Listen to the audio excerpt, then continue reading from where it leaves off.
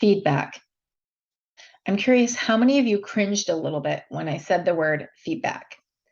This could be because some of us have possibly had a bad experience with feedback. I have to admit, I love feedback. I love giving it as I think it's a really powerful tool, and I really love receiving it. I feel like it validates when I'm doing a good job and helps guide me on how to do a better job. But that's me, and I've had a really good experience with feedback. One of my most memorable career shaping experiences receiving feedback was from a leader who I truly admire.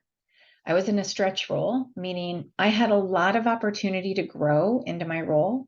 I was leading a really big project and I was overanalyzing things. And in turn, I was really slow to respond to my stakeholders. And my leader was hearing all about my lack of response.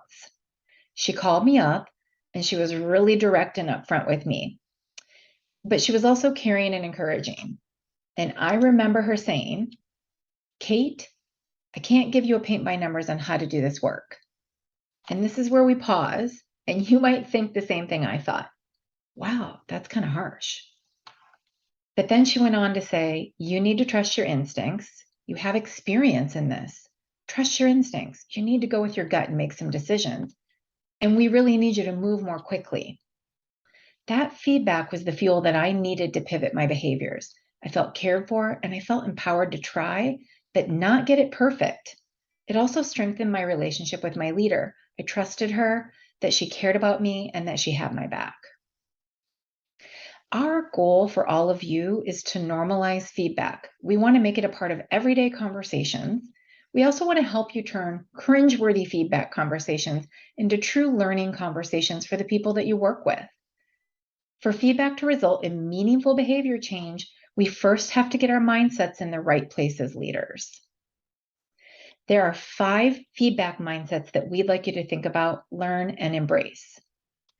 We would encourage you to shift from feedback is nice to feedback is business imperative. We have to do it as we do our work.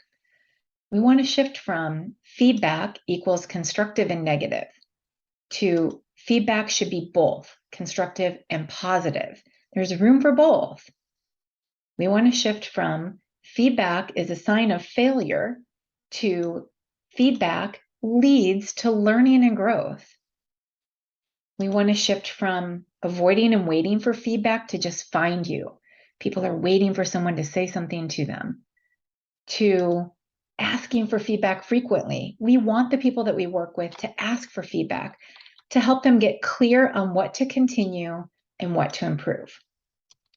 We want to shift from feedback damages relationships to feedback builds deeper connections and trust.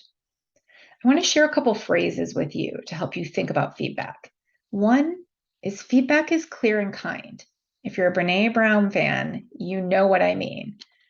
The second, and this is my favorite, is feedback is in your face and on your side. As you learn about feedback, there's an incredibly important model that you will learn and practice. It's called SBI Plus. This is the model that we'll use to practice giving meaningful feedback.